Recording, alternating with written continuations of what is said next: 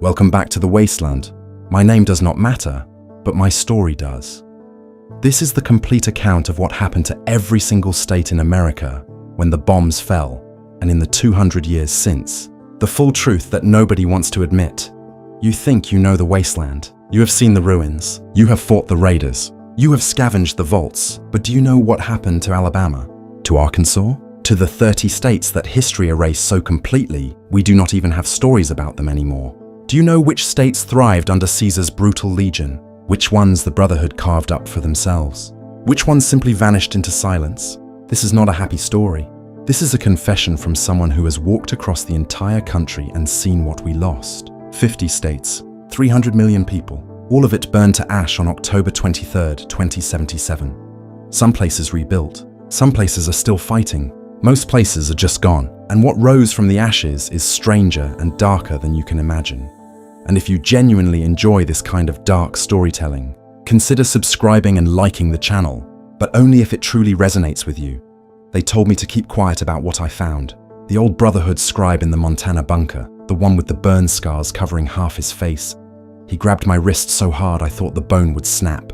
He said some truths are better left buried with the old world, but I've been carrying this weight for too long now. I have walked across what is left of this country. I have seen things that would make you understand why silence feels like cowardice.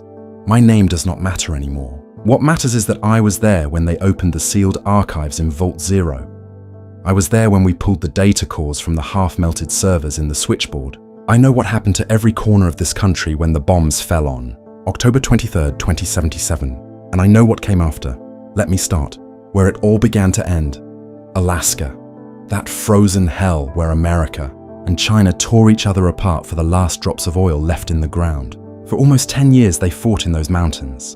I met a ghoul once in Anchorage, or what is left of it. She remembered the day the Chinese invaded in 2066. She was 12 years old. She watched her father march off in his National Guard uniform. She never saw him again. The war dragged on for years. Trench warfare in the ice, chemical weapons that turned the snow black. Then came the power armor, the T-51s that could shrug off bullets like raindrops. By early 2077, the Americans had pushed the Chinese back to the sea. They thought they had won. 2 weeks later, the world ended. Anchorage is just craters now. Radiation hot enough to cook you from the inside out, but people still live there. The Brotherhood moved in, according to the old tactics records. They took over the missile silos and satellite stations. They enslaved the locals. They call them recruits, but we both know what that word really means when you have a gun to your head. The Inuit tribes fight back when they can. Most just try to survive. Move south and you hit Washington State. Seattle still stands somehow. The Space Needle reaching up through the overgrowth like a skeletal finger. The city is buried in snow and vines now. North of there, a tribe called the Issaquah Nation rose up in the ruins. They have these warriors, the Hawkman Braves. Violent, expansionist. They want to carve out an empire in the Pacific Northwest. And under Mount St. Helens there is a vault. Vault 6, I read the experiment logs. They released small doses of radiation into the vault every single day, just to see what would happen to the people inside. I do not want to think about what they found when they finally opened those doors. Oregon fared better than most. The Brotherhood set up shop there too, Fort Willamette, west of Portland. They occupy old army warehouses and munitions plants. The area around Mount Hood became home to small settlements, farmers mostly, Brahmin herders, and somewhere in that region, a resistance group called the Cause fights back against Brotherhood occupation. They call them terrorists. I call them people who remember what freedom used to mean. Further south, in what used to be southern Oregon, there is a town called Arroyo, founded by a vault dweller who got kicked out of Vault 13 for saving everyone inside. His descendant, the one they call the Chosen One, used a geck to turn Arroyo into something real. By 2281, it was a proper city, part of the NCR now. One of the success stories. There are not many of those. Idaho is wilderness, empty, hostile. When the Great Khans got driven out of the Mojave by the NCR, the survivors fled north into Idaho. Most of them died in that wilderness. The few who made it through scattered like ash in the wind. Nobody talks about Idaho much. That should tell you something. Montana has Brotherhood presence. I know because I have been there. Elder Petalus runs a bunker somewhere in those mountains. The lonesome drifter I met in the Mojave told me stories about growing up there, working coal mines at 15 years old, his mother working her fingers to bone just to keep them fed. Montana is hardscrabble survival. No grand cities, no factions fighting over territory, just people trying not to freeze or starve. Sometimes both. Wyoming might surprise you. It is not empty. If you convince Papa Khan to break with Caesar and seek his own destiny, the great Khans migrate there. They reconnect with the followers of the apocalypse. They build something new. An empire carved from the ruins of the Northwest. It takes decades, but they do it. They remember who they used to be and become something better. That is what the reports say anyway. I want to believe that. I need to believe that somewhere in this wasteland, people can still build instead of just destroy. Colorado holds one of the strangest places I've ever heard of. Vault Zero, near Cheyenne Mountain. They did not just store people there. They stored brains. Literal human brains, extracted from the greatest minds of pre-war America and frozen. Hooked up to a supercomputer called the calculator. It was supposed to design the perfect post-war society. Instead, it went insane. By 2197, it was churning out robots from the factories in Buena Vista, sending them out to reshape the wasteland according to its twisted logic. The Brotherhood of Steel fought a war against a mad computer. That is the world we live in now. Then there is Denver. They call it Dogtown now. Packs of feral dogs roam the streets by the thousands. The salvagers set up camps high in the skyscrapers, the only safe places left. There used to be a tribe there called the Hangdogs. They worshipped dogs, domesticated them. Then Caesar came. Between 2077 and 2281, the legion swept through and broke them. Took years and cost thousands of lives, but Caesar does not accept failure. The hangdogs who survived were forced into the legion as houndmasters. Their culture, their identity, everything that made them who they were, all of it fed into Caesar's war machine. Utah is complicated. Salt Lake City took 13 direct nuclear hits. 13. The city burned for days. When the fires finally died, there was nothing left but craters and ash. But north of the city, in Ogden, the Mormons who survived began to rebuild. They founded New Canaan. For decades it thrived, a beacon of civilization in the wasteland. Then Caesar sent the Whitelegs to destroy it in 2281. They butchered everyone they could find. Only 30 people escaped. Joshua Graham, the burned man himself, was one of them. He and Daniel led the survivors into the canyons. They trade with other tribes now. They are rebuilding, but New Canaan is gone. Just another name on the list of places that used to mean something. The rest of Utah is tribal territory. The 80s, the Sorrows, the Dead Horses, the Whitelegs. Raiders and peaceful communities existing side by side, separated by canyons and mutual distrust. The Legion claims to control Utah, but that is Caesar's propaganda. Large parts of the state are still wild, still free, still fighting. Nevada, Las Vegas, New Vegas. However you want to say it, that city is the jewel of the wasteland. Robert House saw the missiles coming and shot most of them down with his defense systems. The city survived mostly intact. For decades, it was run by tribals and raiders. Then House woke up from his coma, made a deal with the NCR, and turned 3 tribes into casino runners. The chairman, the Omertas, the White Glove Society. By 2281, New Vegas is an island of light in an ocean of darkness. The NCR and Caesar fight over it like dogs over a bone. Neither understands that House has been playing a longer game than either of them can imagine. North of Vegas, Vault City exists. Built by Vault 8 using a GEC, it is a high-tech fortress city. They have clean water, electricity, and enough smugness to choke a deathclaw. Just north of them, Gecko Town sits on a leaking nuclear power plant. Ghouls run the place. The radiation seeping into the groundwater makes everyone in the area sick, but nobody has the caps or the tech to fix it. Further north, New Reno, City of Sin, run by crime families. The Mordinos, the Bishops, the Wrights. Further still, Broken Hills. Humans, super mutants, and ghouls living together in an old mining town. It works somehow, for a while at least. What do you think really happened here? Drop your thoughts in the comments. I would like to know if I am the only one who feels this way about how far we have fallen. California, the birthplace of the new California Republic. It all started in Shady Sands, a small settlement founded by Vault 15 survivors. By 2189, it had grown into the capital of something bigger, a real government with laws and elections and all the trappings of the old world. The NCR spread across California like wildfire. They absorbed Junktown, the hub, Modoc, New Reno eventually. They pushed into Nevada. They claimed the Boneyard, the ruins of Los Angeles, San Francisco, Redding, Necropolis, the old city of Bakersfield, now populated entirely by ghouls. But California also holds some of the most irradiated places on Earth. The Glow, a former West Tech research facility that took a direct hit. The radiation there is so intense it will kill you in minutes without protection.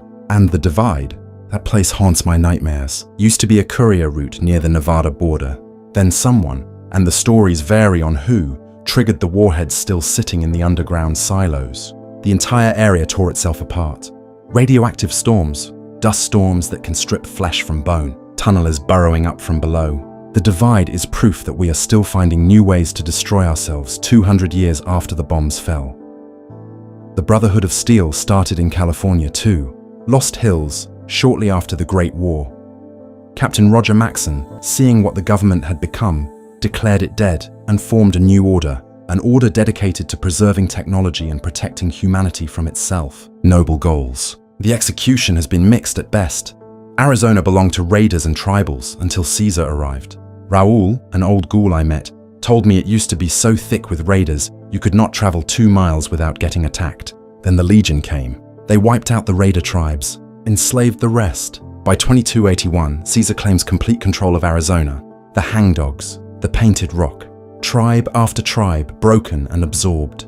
Flagstaff is his capital. Phoenix still stands, but nobody knows in what condition. The Legion does not talk about its cities much. It prefers to let its reputation for brutality do the talking. The Legion controls more than just Arizona. All of New Mexico, parts of Colorado and Utah. 87 tribes conquered or assimilated. Caesar stripped them of their identities and forged them into a weapon. The Legion is not a nation. It is an army with territory. The people who live there are not citizens.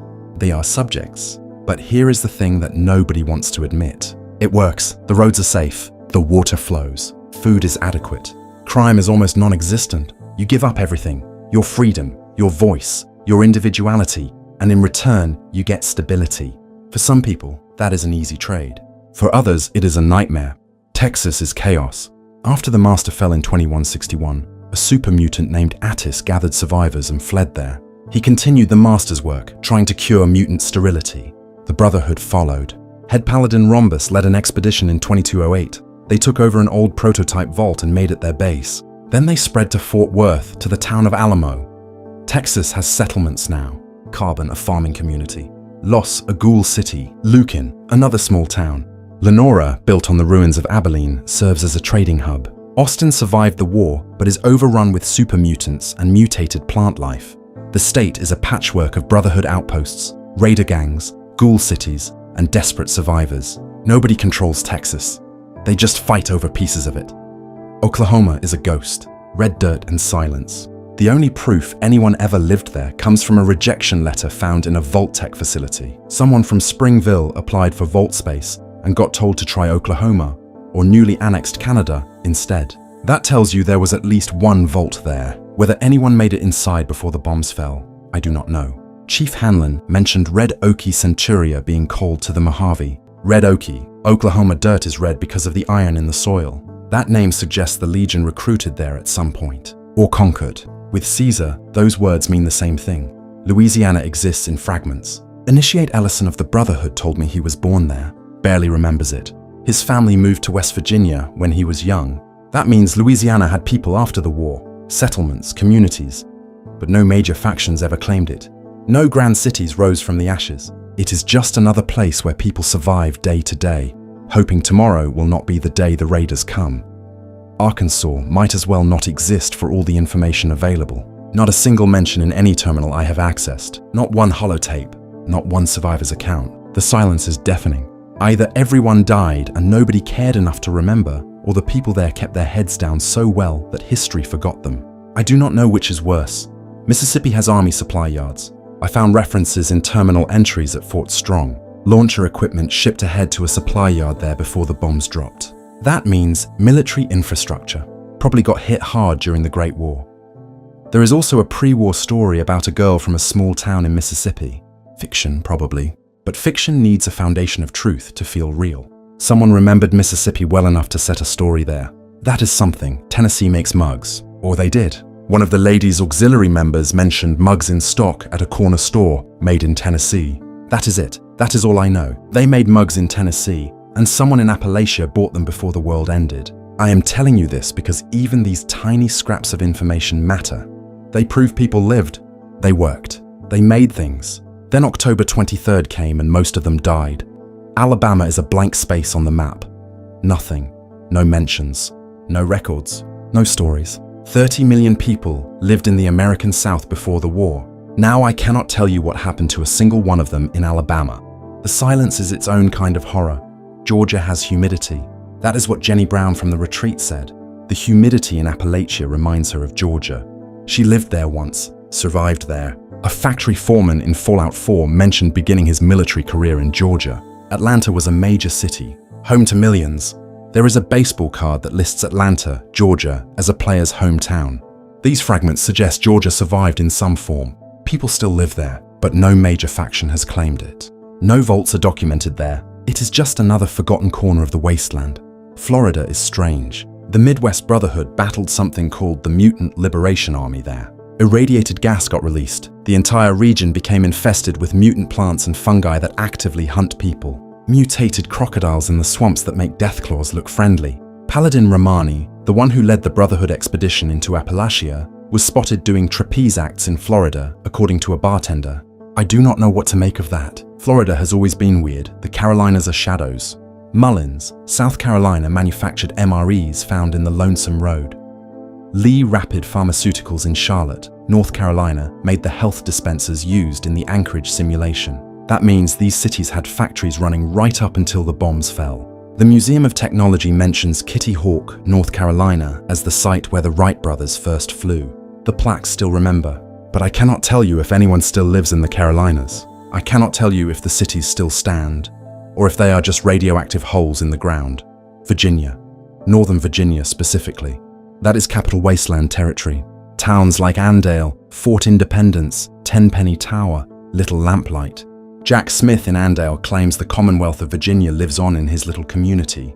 He says they voted themselves a new governor. The delusion would be funny if it was not so sad. Lacey and Isabella came from Virginia. They describe it as a dangerous place. Lots of hot zones. The livable spots picked clean fast. They say Appalachia is better, and that should tell you everything about how bad Virginia has gotten. The naughty nightwear found in Fallout 3 was tailored in Virginia. That is the kind of detail that sticks with you. Someone made sexy pajamas in Virginia before the world ended. It seems absurd until you remember that people were still trying to live normal lives, even as the war machine ground everything to dust around them. Washington, D.C. took multiple direct nuclear strikes. The city is rubble, irradiated rubble. Super mutants nest in the ruins. Raiders fight over territory. The Brotherhood of Steel, or the Lions chapter anyway, set up in the Pentagon. They call it the Citadel now. By 2277, the Brotherhood was fighting a losing war against the super mutants pouring out of Vault 87. Then, the Lone Wanderer came along and changed everything. Got Project Purity running, clean water flowing into the wasteland. For the first time in 200 years, people could drink without worrying about rads. Small victories matter when you are drowning in defeat. You can still visit the landmarks. The Washington Monument, the Lincoln Memorial, the Capitol Building, all of them scarred and broken, but still standing. Monuments to a country that does not exist anymore. Sometimes I think that is all we are now. Monuments to something dead. Maryland holds more of the Capital Wasteland. Canterbury Commons, the Republic of Dave, Oasis, Paradise Falls. The slavers at Paradise Falls used to ship their product across the wasteland until the Lone Wanderer shut them down, or joined them. Depends on which story you believe. The free radicals in Appalachia came from the Western Maryland Correctional Facility, prisoners who walked out when the guards did not come back after the bombs fell. Point Lookout sits on the Maryland coast. The bombs never hit it directly, but the Potomac River carried radiation from DC straight into the swamps. Over 200 years, the locals mutated into something called the swamp folk, inbred, violent, barely human anymore. Desmond Lockhart mentioned how his rival's family used to own half of Maryland back when there was a Maryland to own. Past tense, always past tense. Adams Air Force Base is in Maryland too. The Enclave used it as a major base until the Brotherhood destroyed it in 2277. The mobile base crawler was there, a massive machine that could launch vertibirds and orbital strikes. The Brotherhood took it down and broke the Enclave's power on the East Coast. For a while, West Virginia got lucky. No major strategic targets, no big cities to nuke. The radiation drifted in from elsewhere, but the state itself remained mostly intact. That does not mean it was safe. The scorched plague killed almost everyone who survived the bombs. a mutagenic plague from deep in the earth, spread by scorch beasts. By 2082, entire towns were empty. Charleston, the capital, survived the nukes only to get destroyed by the Summersville Dam breaking. A raider named David Thorpe used a mini-nuke on the dam just to watch the city drown. But West Virginia is coming back. Vault 76 opened in 2102. The residents went out to reclaim Appalachia. By 2105, Wastelanders from Pennsylvania and Maryland are moving in. The Brotherhood established a presence. Raiders set up at the crater, settlers at Foundation. It is not civilized. It is barely stable. But people are trying. 6 vaults are in that state alone, more than almost anywhere else. Pennsylvania is complicated. The TV broadcast at the start of Fallout 4 confirmed Pennsylvania took direct nuclear strikes. Philadelphia got hit. The city of brotherly love is a crater now, though Abraham Washington mentioned funding an expedition to bring back the Liberty Bell. Yasmin Chowdhury, a chef in Fallout 76, claims she was born and raised in Philadelphia, went to culinary school there. Either she is lying or parts of the city survived. I want to believe the latter. Pittsburgh is different. The Pit. The raiders there call it the Pit. It was a major industrial center for steel production. The Chinese targeted it specifically. Multiple nuclear strikes, but not direct hits. The warheads mixed with the industrial pollution from the steel mills and created something new. A unique environmental hazard that slowly poisons everyone who lives there. By 2255, the Brotherhood of Steel passed through and nearly wiped out the raider gangs. Nearly. One Brotherhood initiate named Ishmael Asher stayed behind with his raiders and rebuilt. By 2277, the Pit had become a major power through slave labor and steel production. The Enclave had their main East Coast base at Raven Rock, hidden in the Pennsylvania mountains. That was their command center until the Lone Wanderer destroyed it. Pennsylvania has history, blood-soaked radioactive history. Delaware is invisible. Not one mention. Not one reference. Either everyone died or nobody who survived ever left. New Jersey has Atlantic City. It got lucky, no direct nuclear strike, but the bombs elsewhere caused massive flooding. Waves crashed into the city at high speeds, smashing shipping vessels into the coastline. Water reached the 2nd floor in the city center. The inland areas stayed dry. By 2105, Atlantic City has a functioning government. They run the entertainment industry, gambling, chems. They have money. But the Pine Barrens are producing something new. Ambulatory mutated plants, walking flora that hunt people. It is spreading toward the city. Nobody knows how to stop it. A New Jersey license plate can be found in the Big Empty in New Vegas if you have the Wild Wasteland trait. Cut in half, attached to an abandoned military truck. I think about that plate sometimes. Someone drove that truck from New Jersey to the Mojave. Probably military. Probably died when the bombs fell. The plate survived. The person did not. If you have ever wondered what choice you would make in a situation like this, tell me in the comments. I will be reading them. New York City took a direct hit. 17 million people lived there. The main reactor nearly melted down. The TV broadcast confirmed it. Washington, D.C., New York, Philadelphia, Boston, all hit in the first wave at 9:42 a.m. Eastern Time. Dean Domino in the Sierra Madre claimed he performed in New York before the war. Johnny Weston said he was a failed actor living on the streets there when the bombs dropped. If that is true, parts of the city survived. Initiate Dresden recorded a holotape about flying over large cities with tall buildings on their way to Boston. Some nearly clipped the Prydwen. She mentions New York specifically. Skyscrapers still standing, occupied by mutants and freaks now. During early development of Fallout 4, New York was discussed as a possible location. They decided against it. Too big, too complicated. So New York exists in this strange limbo. We know it got hit. We know parts survived. We do not know what lives there now. Connecticut lost Monroe, a small town. Gilbert Hobson lived there with his wife Millie. Lovely place, he said. Bicycle trails and local breweries. Then the radiation came. His wife got cancer. She died. He moved to Appalachia and tried to forget. Connecticut also appears on a terminal in Fallout 4. A man named Lance Ames was stuck on a freeway there when the bombs dropped. The freeway probably still has cars on it. Skeletons in the driver's seats, forever waiting for traffic to move. Road. Island does not exist in any record I have. Found. Sorry. Next, Massachusetts is the Commonwealth. Boston, the setting for everything that happened in 2287. Boston never took a direct hit, but weeks after the war, one bomb did land. Southwest of the city, created the glowing sea, the most irradiated place in the Commonwealth. The bomb was likely aimed at the CIT but missed. Lucky for the Institute, hidden underground. Unlucky for everyone else. The city is ruins but not empty. Diamond City, built inside Fenway Park. Good Neighbor in the old Memory Den neighborhood. Bunker Hill as a trading post. 3 pillars of commerce in a city full of super mutants and raiders. The Brotherhood came in 2287 with the Pridwen. The Institute creates synths underground. The railroad fights to free them. The Minutemen try to protect settlements. Everyone has a vision for the Commonwealth's future. Nobody can agree on what it should look like. The weather is wrong there. Radiation altered the climate. Rad storms sweep across the region regularly. The glowing sea poisons everything around it. Mutated creatures are everywhere. The Commonwealth is barely livable, but people make it work because the alternative is death. If this story has kept you listening this far, and you want more of these dark confessions from the Wasteland, hit that subscribe button. It tells me someone out there is still paying attention to warnings like these. Abbey of the Road sits somewhere in western Massachusetts, a Christian monastery. One of their missionaries, Marcella, was found in Point Lookout. Faith survived the apocalypse. Not everywhere, not for everyone, but it survived. New Hampshire exists only as half a company name, H&M, New Hampshire and Massachusetts Freight Railroad. They operated before the war, probably still have rail lines rusting across both states. Nobody uses them now, travel by foot or by caravan. The rails belong to the rust and the rats. Vermont is gone, erased, no mentions anywhere. Maine is the island, Far Harbor, Mount Desert Island. The whole place is blanketed in radioactive fog, every species mutated severely. Trappers, anglers, fog crawlers, things that should not exist. Far Harbor town survives with fog condensers keeping the radiation back. Acadia, a colony of escaped synths, helps maintain them. The children of Atom worship the radiation. They see it as divine. Vim was made in Maine.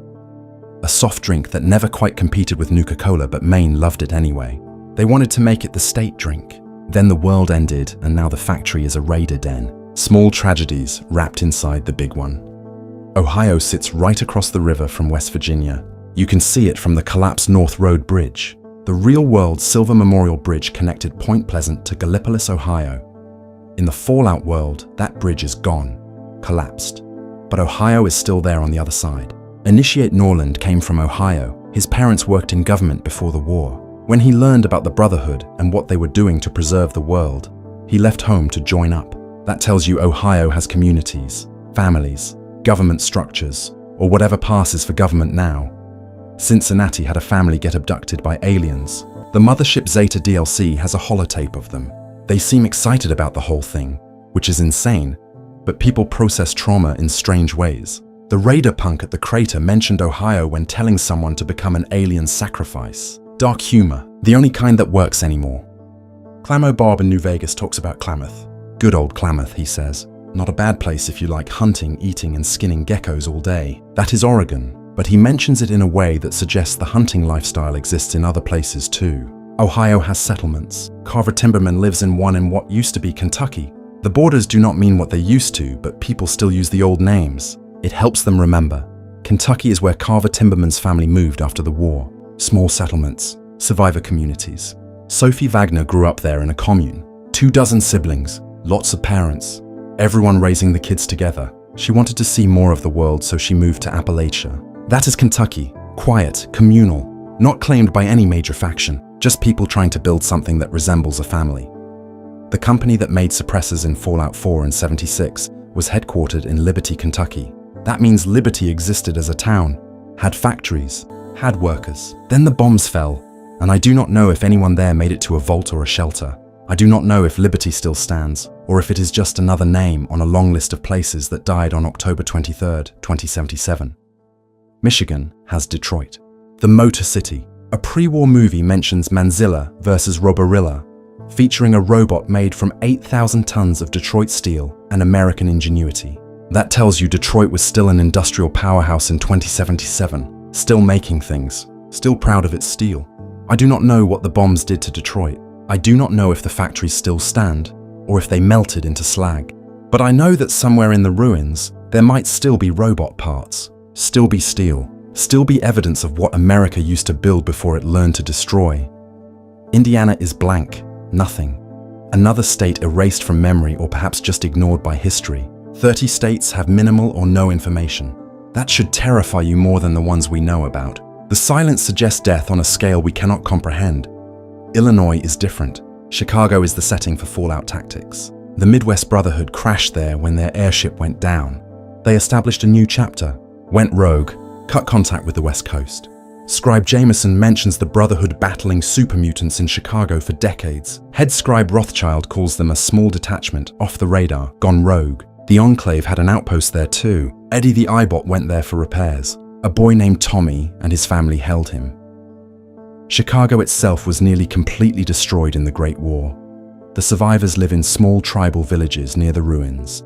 Peoria, halfway between Chicago and St. Louis, is just ruins, with a primitive village inhabited by the Wutu tribe. Springfield thrives though, a proper town with humans and ghouls contributing to the Midwest Brotherhood's war machine. Quincy, built on the ruins of Quincy, Illinois, is another mixed settlement under Brotherhood protection. They were threatened by the Beast Lords until the Brotherhood stepped in.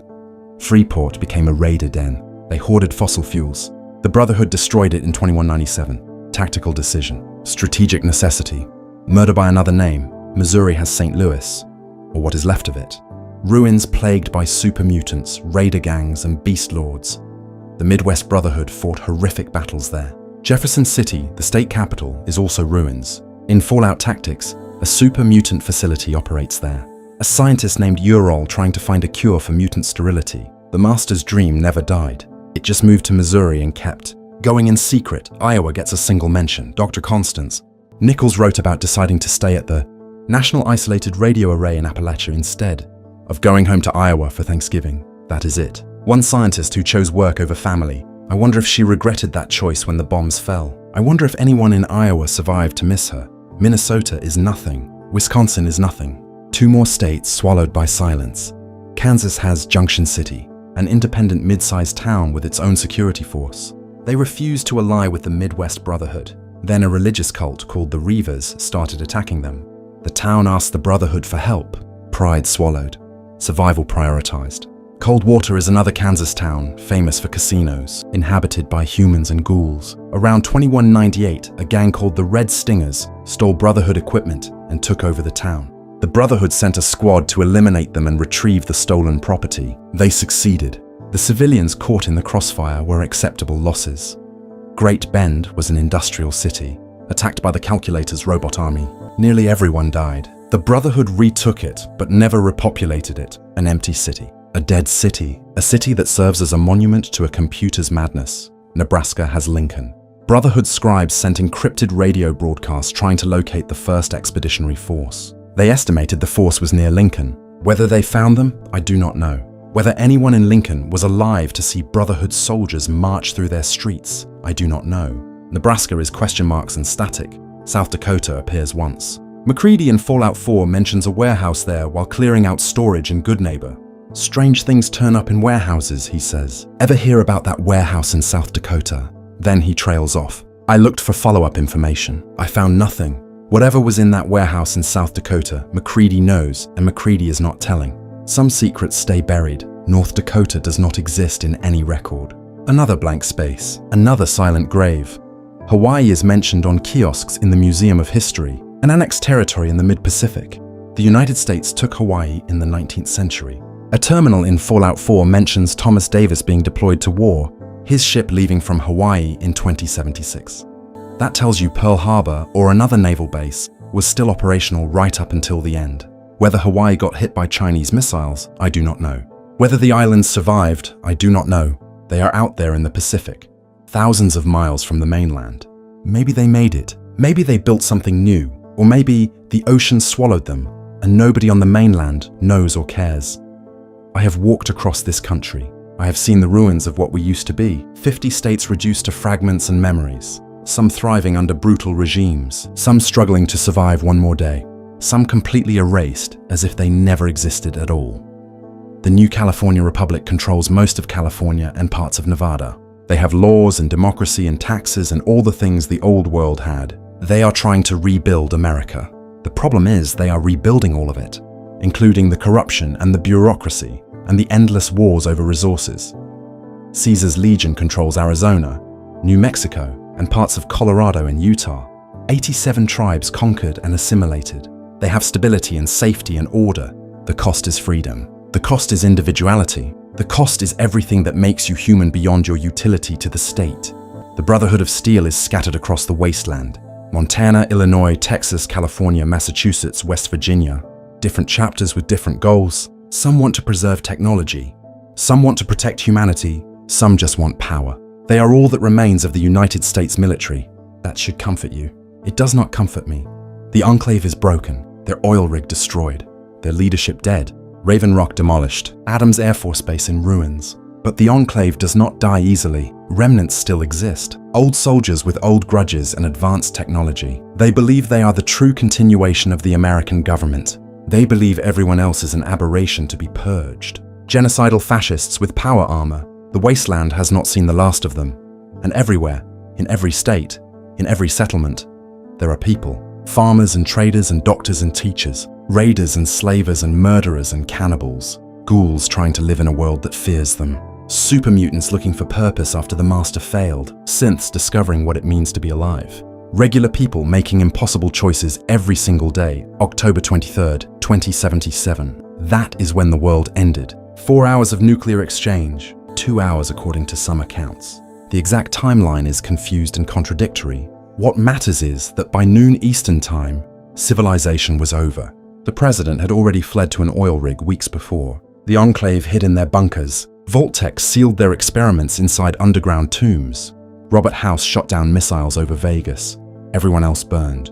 The who and why of it haunts me. Did China fire first in desperation? Did the United States launch preemptively? Did Vault-Tec start it all to fulfill their own prophecy? Did aliens trigger it for unknowable reasons? Tim Kaine, one of the original creators, said China launched first as retaliation for American bioweapon experiments. But the new TV series suggests Vault-Tec. The evidence is fragmentary. The truth is buried under 200 years of lies and radiation. What I know for certain is this. At 9:13 a.m. Eastern Time on October 23rd, the Integrated Operational Nuclear Detection System detected probable launches. At 9:26 a.m., the president ordered retaliatory strikes under scenario MXCN91. At 9:42 a.m., nuclear weapons hit Pennsylvania and New York. By 9:47 a.m., facilities were going offline across the country. The Chinese submarine Yangtze 31 launched its missiles at the East Coast. Los Angeles burned. Washington, D.C. burned. Boston, Philadelphia, New York, all of them burning. The world ended in fire and we are still living in the ashes. I am tired of carrying this weight. I am tired of knowing what happened to every corner of this broken country. I am tired of the silence where states used to be. I am tired of the success stories built on mountains of corpses. I am tired of factions fighting over the ruins instead of building something new. But I cannot stop. I cannot put this knowledge down and walk away. Because someone has to remember. Someone has to know what we lost. Someone has to catalogue the ruins and name the dead and tell the stories of the places that do not exist anymore. Alabama and Arkansas and Delaware and Indiana and Minnesota and North Dakota and Rhode Island and Vermont and Wisconsin. States with no stories. Millions of people with no memorials. They lived. They died. History forgot them. I will not. This is my testimony. This is my confession. This is my warning. The Wasteland is not a grand adventure. It is not a game. It is 200 years of suffering compressed into a landscape that actively tries to kill you. The factions are not heroes and villains. They are desperate people making terrible choices because all the good options died in 2077. If you want to survive out here, you need to understand what happened. You need to know the history. You need to learn from the mistakes that turned the world into glass and ash. You need to remember that every raider used to be someone's child. Every ghoul used to have a face they recognized in the mirror. Every super mutant used to be human. Every skeleton you find in the ruins used to have a name and a life and dreams that never came true. The Wasteland does not care about your survival. But I do. That is why I am telling you this. That is why I documented every state. That is why I am leaving this recording behind, so that someone, somewhere, might listen, might understand, might learn. The bombs fell. The world ended, but we are still here. Broken and irradiated and barely human sometimes, but still here. Still trying, still hoping, still building small lights in an ocean of darkness. That has to count for something. That has to mean something. Even if history forgets, even if the Wasteland erases everything we build, even if 200 years from now, someone finds this recording and wonders what happened to every state in America, I hope they get a better answer than the one I have to give. The answer is this: we destroyed ourselves. We destroyed ourselves. The world ended, but we are still here. Broken and irradiated and barely human sometimes, but still here. Still trying, still hoping, still building small lights in an ocean of darkness. That has to count for something. That has to mean something. Even if history forgets, even if the Wasteland erases everything we build, even if 200 years from now, someone finds this recording and wonders what happened to every state in America, I hope they get a better answer than the one I have to give. We saw the end coming and we fired the missiles anyway. We had every chance to choose differently and we chose annihilation. 50 states, 300 million people, all of it gone in 4 hours. And now we live in the ruins of that choice, forever.